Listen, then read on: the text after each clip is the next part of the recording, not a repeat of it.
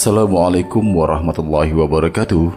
Alhamdulillahirrabbilalamin. Atas berkat rahmat Allah Subhanahu wa Ta'ala, kita kembali dapat dipertemukan pada video pembelajaran kelas 5 Akidah Akhlak tentang adab bertamu.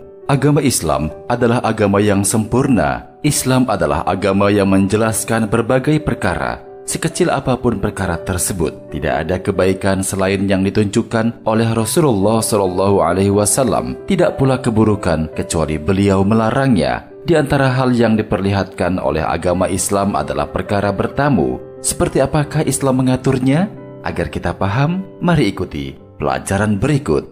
A. Adab bertamu.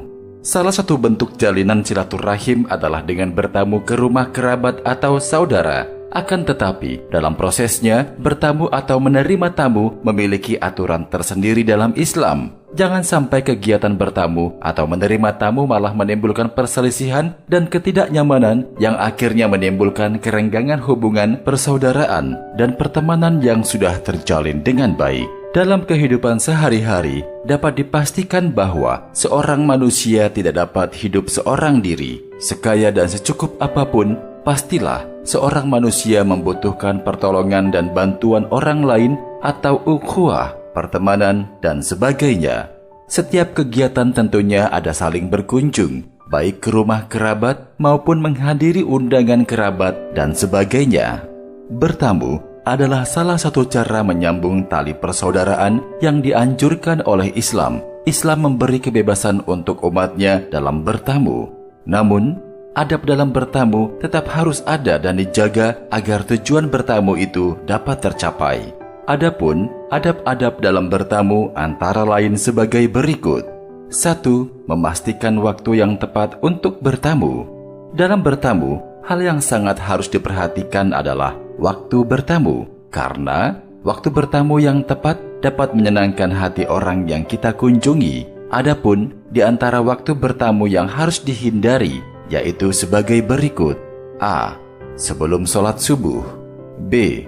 Waktu sedang sholat, berzikir, atau membaca Al-Quran, atau biasanya dilakukan setelah sholat maghrib dan subuh. C. Waktu istirahat atau tidur siang. D. Setelah sholat isya. Berdasarkan waktu-waktu tersebut, lebih baik sebelum bertamu kita menghubungi dahulu orang yang akan kita kunjungi agar mereka siap dan mempersilahkan kita untuk berkunjung.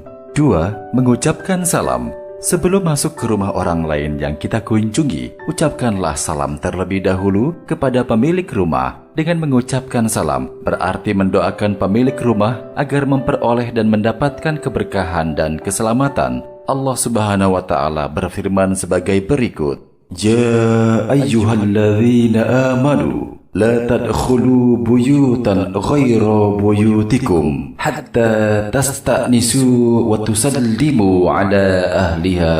Dzalikum khairul lakum la'allakum tadhakkarun. Artinya, wahai orang-orang yang beriman, janganlah kamu memasuki rumah yang bukan rumahmu sebelum meminta izin dan memberi salam kepada penghuninya. Yang demikian itu lebih baik bagimu agar kamu selalu ingat. Al-Quran Surat An-Nur ayat 27. 3. Meminta izin masuk. Meminta izin masuk ke rumah orang lain adalah sesuatu yang harus dilakukan karena dikhawatirkan pada saat itu tuan rumah sedang beristirahat atau tidak mau diganggu. Dengan meminta izin berarti kita memberi kesempatan kepada tuan rumah untuk berbenah diri sebelum menyambut kita.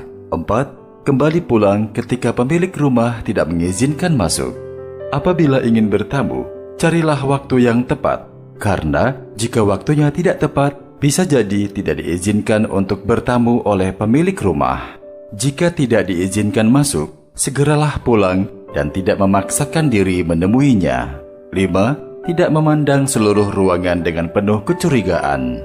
Jika telah diizinkan masuk untuk bertamu oleh pemilik rumah, masuklah dan duduk di tempat yang sudah disediakan. Jagalah pandangan dari hal-hal yang tidak boleh dilihat.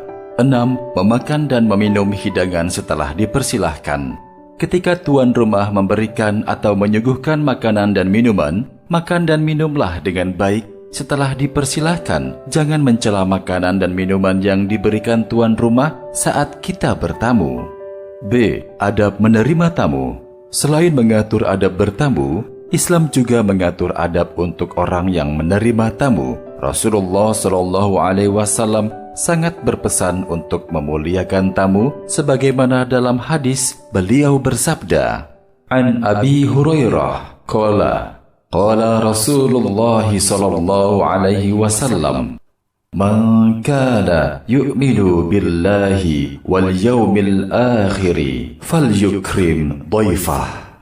Artinya, Abu Hurairah berkata, Rasulullah sallallahu alaihi wasallam bersabda, barang siapa beriman kepada Allah dan hari akhir, hendaklah memuliakan tamunya. Hadis riwayat Ahmad.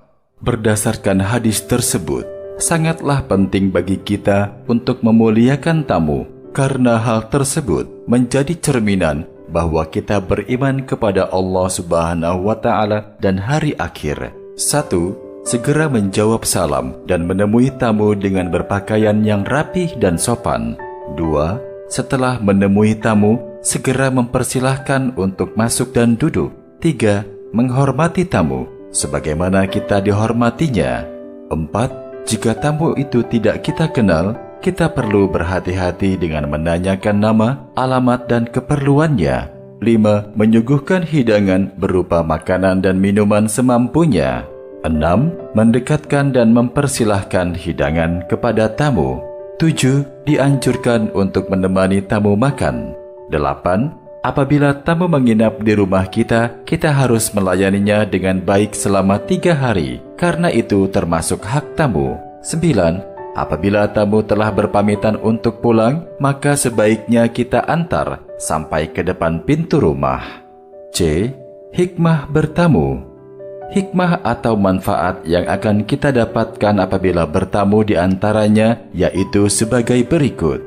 1. Bertamu dapat menjalin silaturahmi.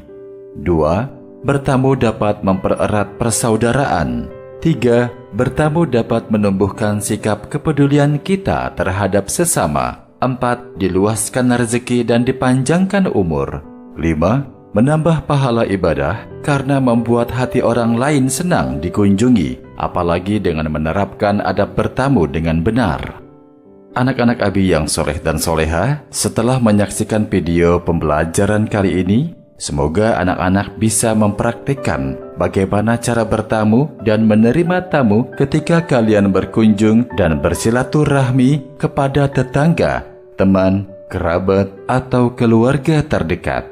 Sekian untuk materi video pembelajaran kali ini. Wassalamualaikum warahmatullahi wabarakatuh.